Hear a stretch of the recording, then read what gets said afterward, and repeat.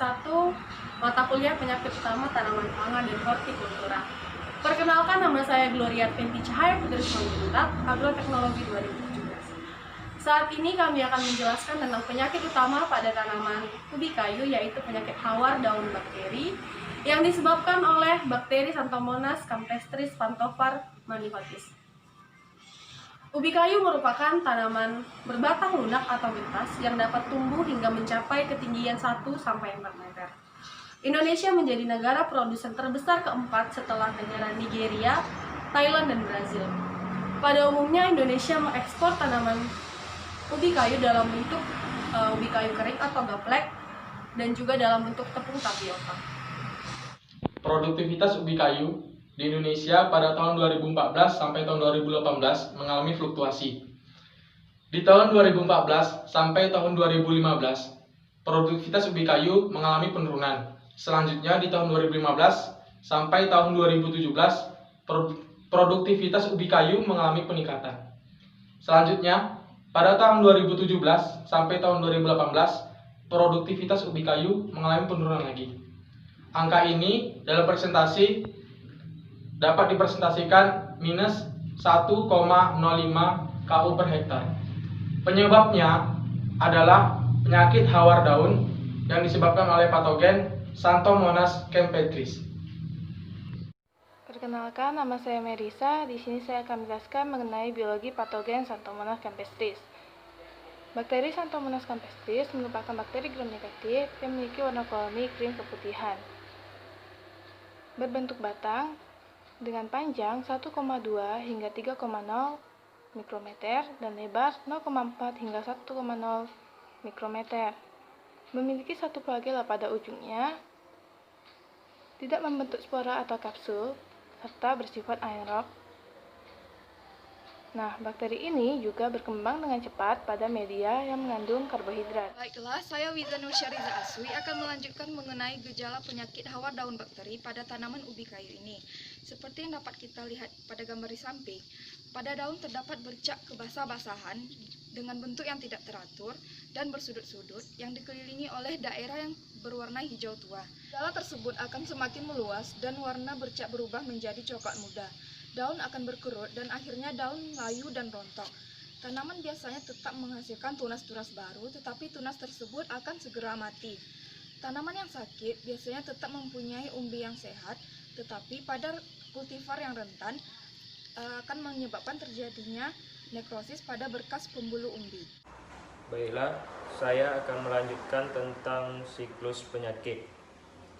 Yang pertama yaitu penyebaran. Penyebaran penyakit melalui air, tanah, dan kontaminasi bakteri pada stek atau batang serta serangga seperti belalang. Bakteri membentuk koloni di ruang antar sel jaringan mesofil daun, berkembang dengan cepat dan menghasilkan sejumlah fibrillar. Gejala muncul 11-13 hari setelah infeksi. Permukaan tanaman terinfeksi yang berada di permukaan tanah sering mengeluarkan eksudat berisi campuran lateks dan bakteri. Penetrasi. Bakteri masuk melalui stomata dan luka pada daun dan batang. Menginfeksi biji. Bakteri juga dapat menginfeksi biji ubi kayu. Bakteri pada biji dapat bertahan dalam waktu yang lama. Selanjutnya yaitu inak alternatif.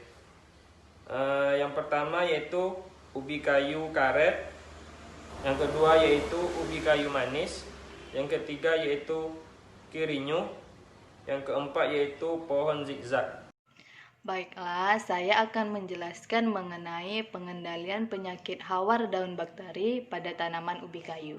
Pengendalian penyakit ini dapat kita lakukan dengan berbagai cara. Yang pertama, menggunakan varietas tahan. Berdasarkan penelitian yang telah dilakukan Balai Tanaman Bogor, adapun varietas klon yang tahan terhadap penyakit hawar daun bakteri diantaranya I53, CM1006-4, dan sebagainya.